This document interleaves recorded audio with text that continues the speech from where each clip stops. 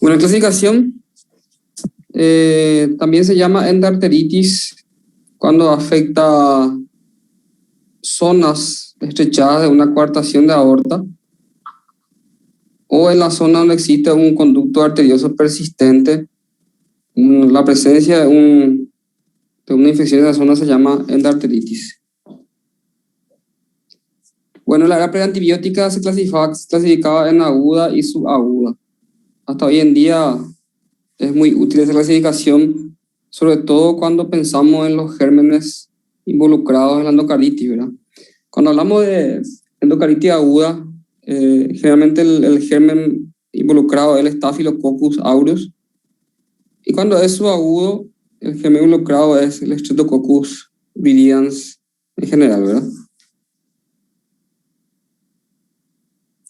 Bueno, la clasificación actual dice que hay 4 tipos de endocarditis, que puede ser sobre válvula nativa, o sea, la válvula normal, ¿verdad?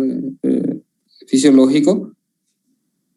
Sobre prótesis valvulares, ya un paciente que se hizo algún tipo de recambio valvular. Usuario de droga por vía parenteral, eso es algo muy poco probable en nuestro medio, ¿verdad? Y la endocaritis derecha por presencia de marcapasos o desfibriladores, que tampoco nos vemos con mucha frecuencia porque no se hace mucho de estos procedimientos, al menos en hospitales públicos, ¿verdad? Tenemos también la endocaritis nosocomial en esos pacientes, sobre todo sépticos, debilitados, que hacen bacteremia. Y también hay relacionadas asociadas a cuidados médicos, ¿verdad? Sobre todo pacientes ya de edad avanzada, con múltiples intervenciones médicas y uso de antibióticos en varias oportunidades, ¿verdad?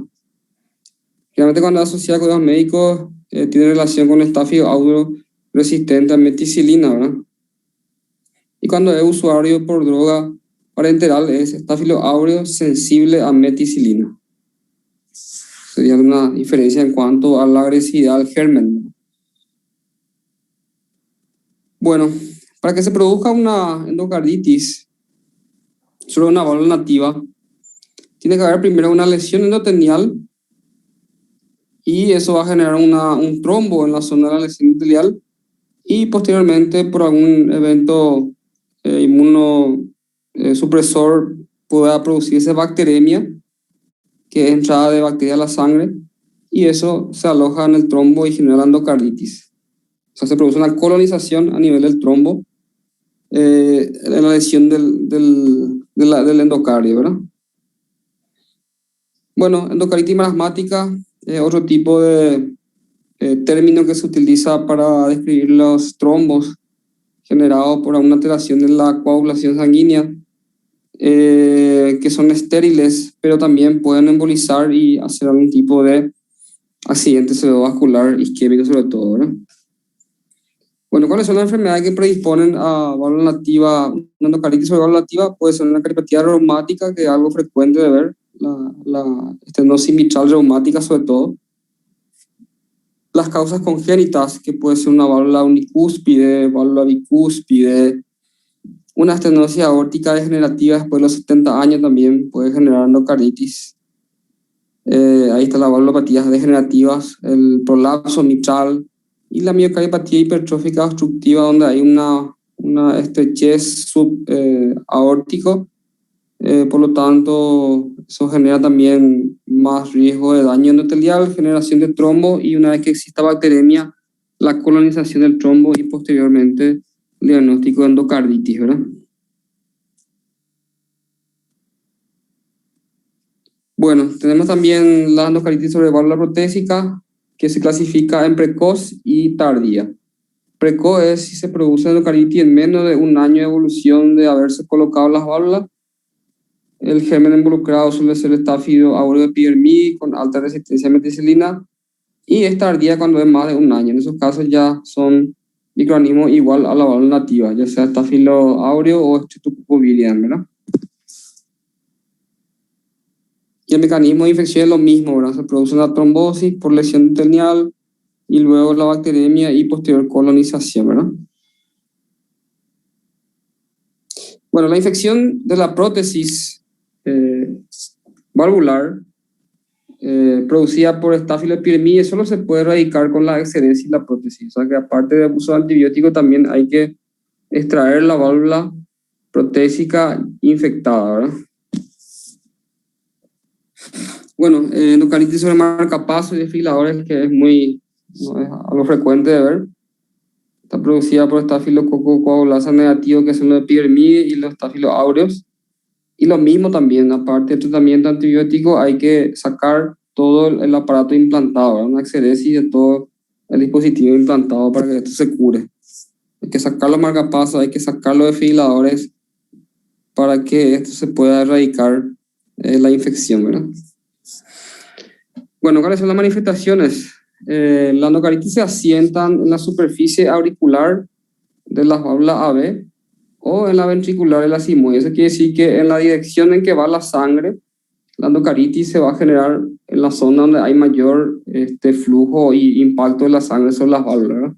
Pasando la sangre hacia el otro lado de las válvulas, entonces ya es muy poco probable que se formen las vegetaciones, ¿verdad? Entonces es superficie auricular, o sea, hacia el lado de la aurícula en las válvulas AB, o hacia el lado del ventrículo en las válvulas sigmoideas. Nunca hacia la aorta y nunca hacia el lado de los ventrículos cuando hablamos de las válvulas AB, ¿verdad? Bueno, pueden invadir y destruir las válvulas. Puede soltar las cuerdas tendinosas, puede también soltar el músculo papilar. Se puede formar abscesos, fístulas, también pericarditis, aneurisma del seno de Valsalva. Pueden producir distintos grados de bloqueo auriculoventricular si afecta el anillo aórtico, sobre todo trastorno del sistema de conducción, ¿verdad?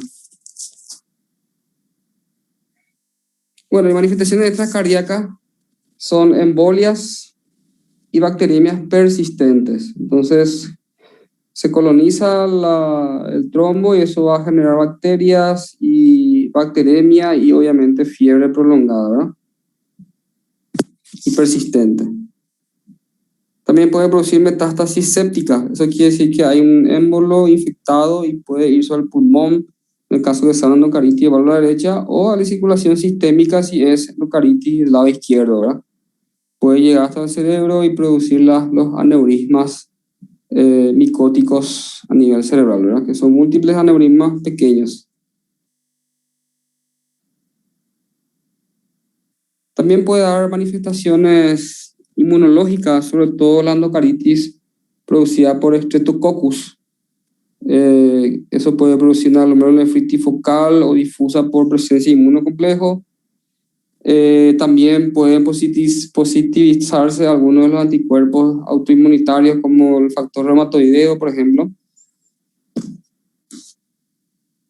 Bueno, y los aneurismas micóticos se forman por embolia séptica o depósito inmunocomplejo en los vasa vasorum de las arterias medianas y grandes tamaño, ¿verdad?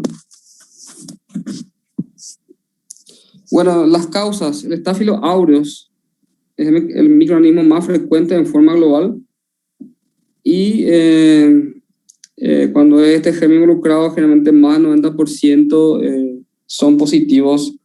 Su crecimiento en el hemocultivo diagnóstico, ¿verdad? En la válvula nativa es más frecuente el Streptococcus viridans y luego los Staphylo aureus sensible a meticilina, ¿verdad? En pacientes con cáncer de colon endocardititis hay una relación con el Streptococcus faecalis, y la Pseudomonas aeruginosa y candidiasis son exclusivos de usuarios de drogas por vía parenteral, además del Staphylo aureus sensible a meticilina, porque ingresa a través de la piel, ¿verdad? Bueno, en cuanto al cuadro clínico, como dijimos anteriormente, la clasificación antigua es útil en la cuestión clínica de cómo se va presentando la enfermedad, ¿verdad? En el caso que sea un cuadro febril intenso, mal estado general, un cuadro bien agudo, está generalmente producida por Staphylococcus aureus el cuadro. Sin embargo, si es un cuadro más solapado, más subagudo, el paciente está en buen estado general, suele estar producida por Streptococcus viridans y en ese caso sería una endocardititis subaguda. Bueno, la válvula aórtica es la válvula más frecuentemente afectada cuando hay endocarditis, ya sea por estenosis aórtica generativa. Cuando era residente vi un caso de un paciente joven de 22 años que era endocarditis por válvula bicúspide. Entonces era una estenosis aórtica congénita y eso fue lo que generó como complicación una endocarditis. O sea, mediante la endocarditis detectamos que el paciente tenía una válvula bicúspide congénita, ¿verdad? Bueno, y esto es lo más característico de la clínica, fiebre prolongada y soplo, ¿verdad? Siempre decimos, y están los libros, que cuando hay soplo y fiebre es una endocarditis hasta demostrar lo contrario, ¿verdad? Bueno, dependiendo de la gravedad, puede generar insuficiencia cardíaca. En el caso que hay una rotura importante del aparato valvular de forma brusca, aguda, puede generar edema pulmón, incluso hasta shock cardiogénico, dependiendo de la gravedad de la lesión valvular, ¿verdad? En el caso que se produzca algún trastorno hemodinámico, obviamente es de mal pronóstico y el tratamiento debe ser siempre quirúrgico porque hay que restituir otra vez la válvula o reemplazarla en este caso para que pueda cumplir su función la válvula y no generar trastorno hemodinámico, ¿verdad? Bueno, otra manifestación clínica interesante, sobre todo en casos de Streptococcus viridian, en endocarditis subaguda, puede haber petequias, hemorragias subungueales, que son estas imágenes que están aquí. También se llama hemorragia en astilla, que son pequeños microémbolos, ¿verdad?, liberados a través del corazón. Puede haber panadizo de Osler, una inflamación cercana a la uña del dedo. También puede haber manchas Janeway, ahí vamos a ver la imagen también del pulpejo del dedo. Y en el fondo de ojo, las manchas de Roth. Así como se ve, entonces son pequeñas lesiones hemorrágicas en el fondo de ojo, ¿verdad? Entonces eso sería manchas de Roth. Estas lesiones que se ven aquí.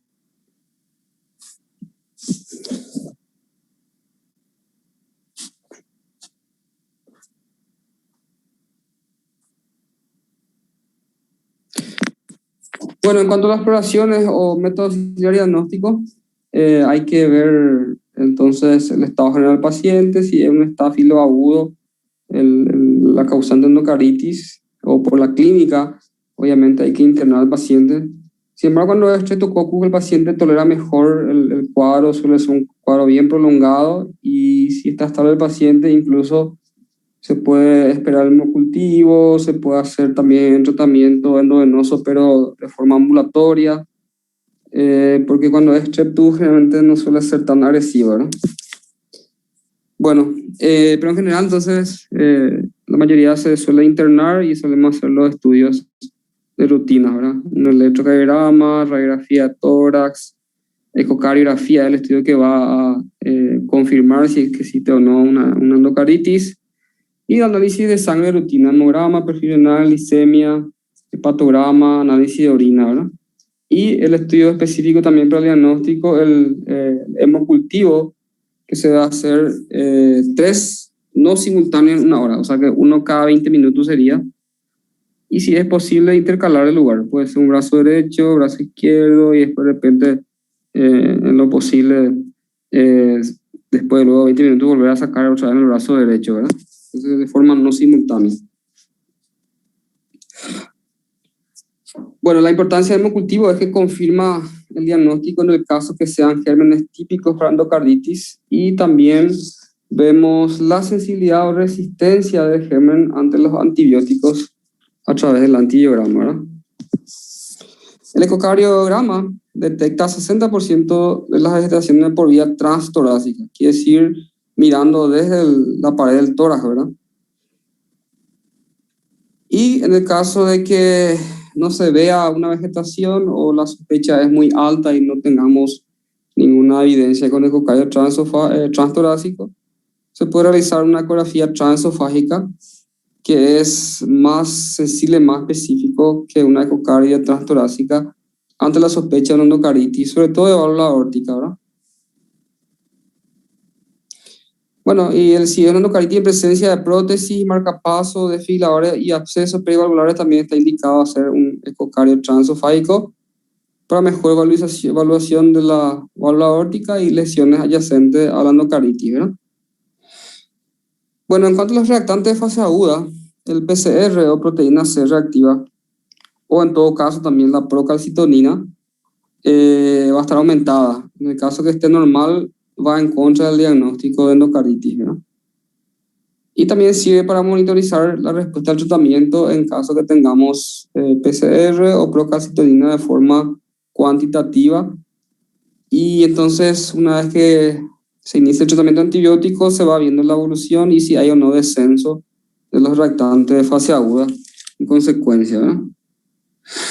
Bueno, existen los criterios para hacer el diagnóstico de endocaritis, criterios mayores, criterios menores, que es un criterio ya antiguo que hasta hoy en día se utiliza, que es los criterios de Duque, donde fíjense que en los criterios mayores tenemos dos datos que tenemos que buscar, ¿verdad? Primero es la presencia de hemocultivo positivo para bacterias compatibles con endocaritis infecciosa por epidemiología y evidencia de afectación endocárdica, ¿verdad? Ya sea presencia de vegetación, absceso, dehiscencia, de una válvula protésica instalada recientemente o una insuficiencia valvular nueva. Todo eso indica entonces datos mayores para el diagnóstico. En cuanto a criterios menores, cardiopatía predisponente o uso de órganos venosos. Por ejemplo, presencia de valvulopatía mitral reumática, que es lo más frecuente que solemos ver. Presencia de fiebre de más de 38 grados. Fenómenos hemoligénicos vasculares, como vimos hace rato, todas las manchas de Janeway, fondo ojo de Roth, panadizo de Osler, la hemorragia en astilla, etc. Fenómeno inmunológico, puede haber glomerulonefritis, puede haber presencia de autoanticuerpos, sobre todo el factor reumatoideo. Bueno, y ecocardiograma compatible con endocardititis infecciosa, pero no cumple el criterio mayor anterior. Bueno, esto es inespecífico, ¿verdad? Y evidencia microbiológica con hemocultivo positivo, pero que no se vea ningún criterio mayor, ¿verdad? O sea, si crece, por ejemplo, Staphylo aureus en dos hemocultivos y el paciente tiene clínica, pero en la ecocardio no vemos nada, entonces eso es un criterio menor, ¿verdad? Bueno, para el diagnóstico definitivo tiene que haber dos criterios mayores, o sea que si vemos ecocardio con una vegetación y hemocultivo positivo por Staphylo aureus o vírida, entonces ya está el diagnóstico, dos mayores. O presencia de un mayor y tres menores, o la presencia de 5 criterios menores para el diagnóstico, ¿verdad? Bueno, eso en general. Ahí se ve entonces una imagen de ecocardiografía, donde se ve una vegetación con la flecha amarilla en cavidad ventricular izquierda. Entonces, esto es un criterio mayor para el diagnóstico de endocaritis infecciosa, ¿verdad?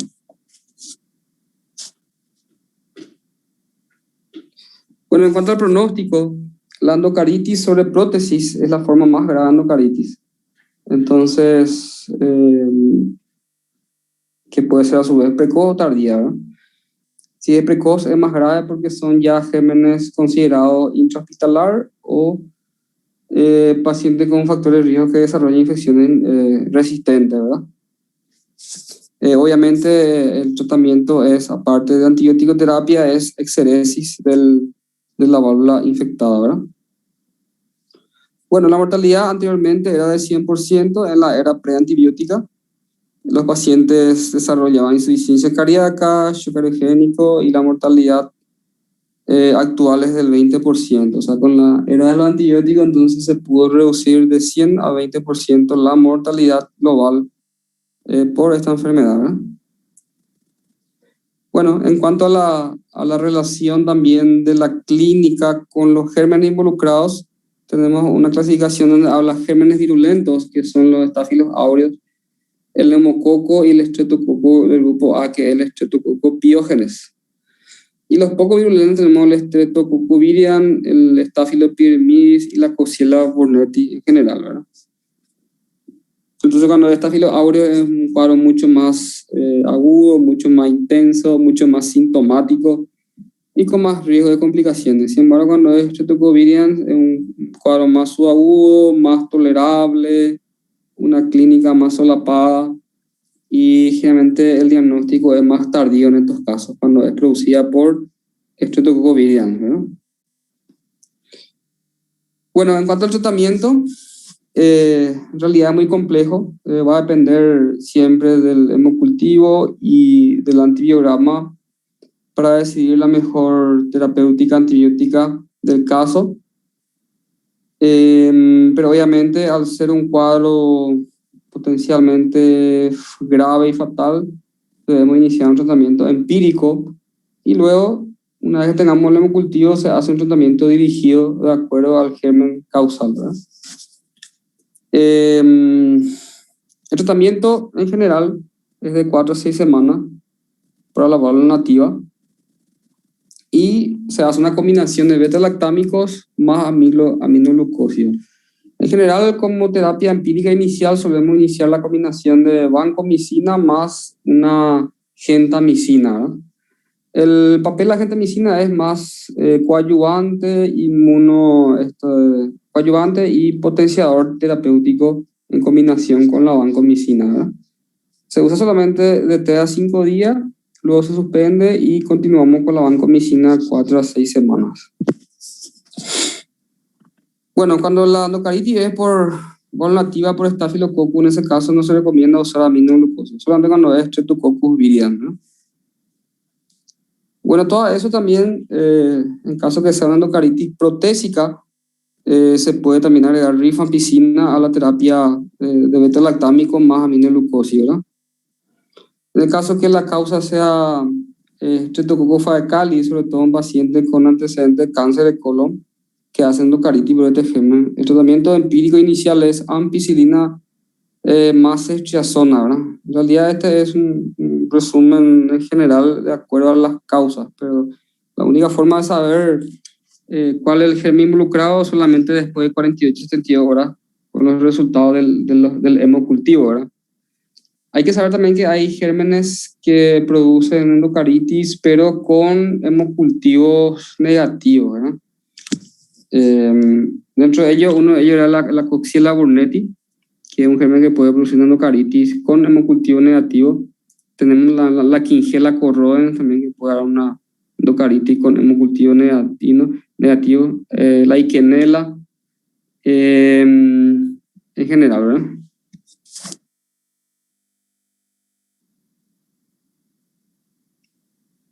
Bueno, en cuanto a la evolución, un criterio de respuesta al tratamiento es que exista apirexia más hemocultivo negativo, entonces indica que se está controlado. Y causa de persistencia de fiebre en un paciente con endocaritis puede ser de origen farmacológico por la antibiótico terapia prolongada, siempre hay que descartar eso. Presencia de fleritis es cuando hay una inflamación de la vena por irritación química del antibiótico, ¿verdad? La presencia de abscesos intra y extracardíacos también indica que hay una complicación y se debe hacer una terapia invasiva como tratamiento, ¿verdad? O presencia de embolia séptica también indica que el trombo infectado es muy grande y genera muchos émbolos, ¿verdad? Bueno, en cuanto al seguimiento, se debe hacer un hemocultivo de control a los 3 días de haber iniciado el antibiótico y luego a los 7 días. Bueno, y si sigue siendo positivo el hemocultivo más allá de 7 días, entonces en esos casos está indicado la cirugía de recambio valvular o drenaje del absceso, etcétera, ¿verdad? Y esto es lo importante que en tema de discusión, ¿verdad? Pero lo último dice que en la endocaritis no está indicado la terapia anticoagulante. Como que hay un trombo, pensamos que se beneficiaría con el uso anticoagulante, pero no, solamente uso de antibiótico, y anticoagulante no está indicado para el tratamiento de los trombos de la endocaritis, ¿verdad?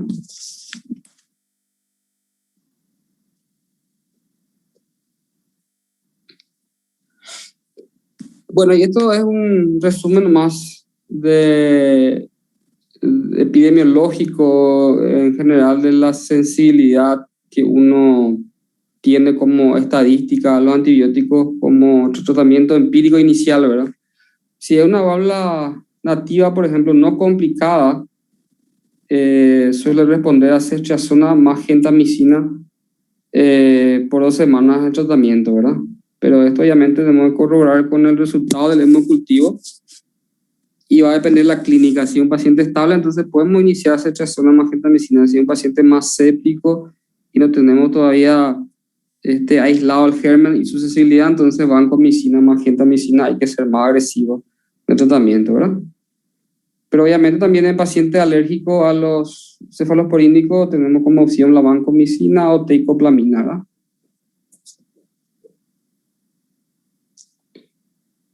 Bueno, y fíjense ahí que si la endocaritis es por una nativa complicada o protésica más de un año tardía, el tratamiento debe ser más prolongado, hasta 6 semanas, ¿no?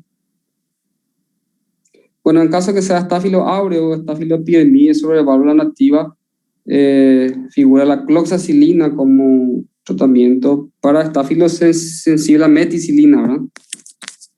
Y en resistente, obviamente, la vancomicina, pero eso es un poco difícil saber solo con el cultivo y antibiograma, ¿verdad?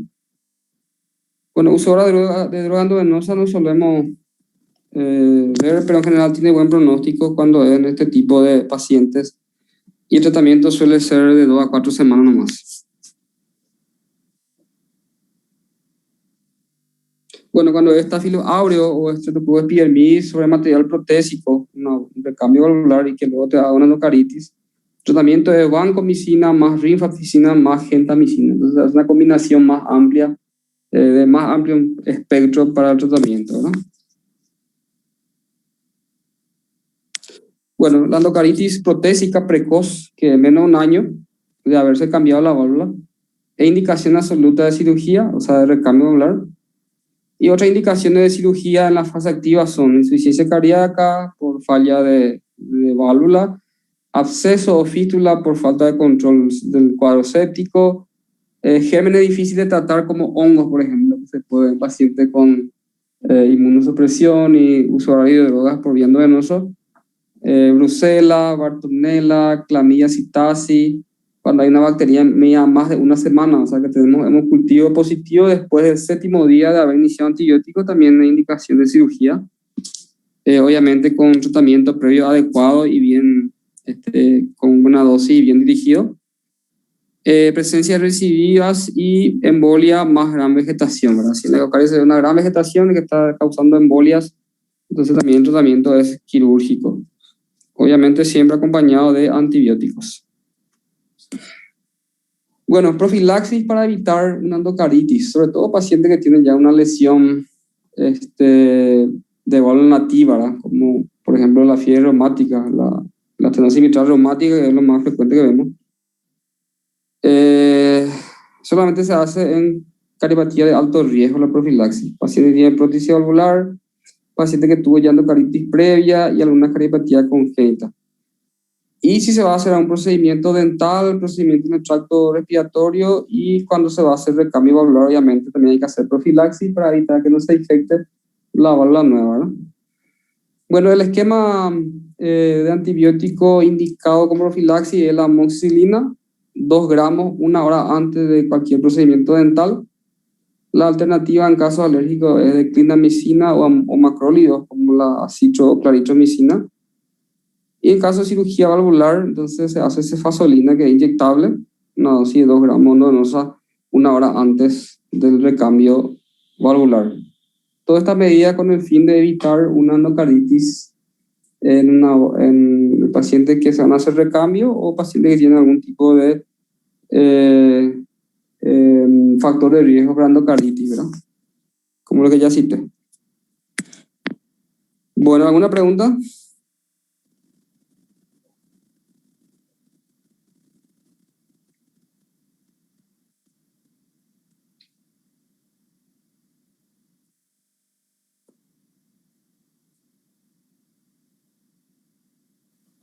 Doctor, Sí. ¿por qué no se usan los anticoagulantes en ese caso que dijiste de los trombos? Y no está indicado, ¿verdad? Específicamente la explicación no encontré, ¿verdad? Pero siempre teníamos en mente que cuando hay trombo hay que anticoagular, ¿verdad? Pero en general la infección es lo que genera más las complicaciones, no el trombo, ¿verdad? Cuando se produce un émbolo séptico es el embolia del coágulo más, o sea, colonizado con bacterias, ¿verdad? Pero no está indicado así de rutina, a no ser que el paciente tenga una indicación de anticoagulación por otro motivo, ¿verdad? Pero cuando hay una endocaritis, fuera de indicaciones precisas de anticoagulación, no se usa como terapéutica la anticoagulación a fin de disolver ese coágulo, ¿verdad?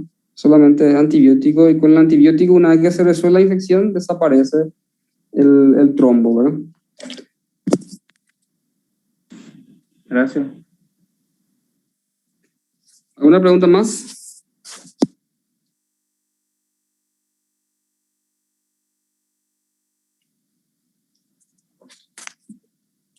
Bueno, el examen de cardiología está, la fecha es para el 4 de junio.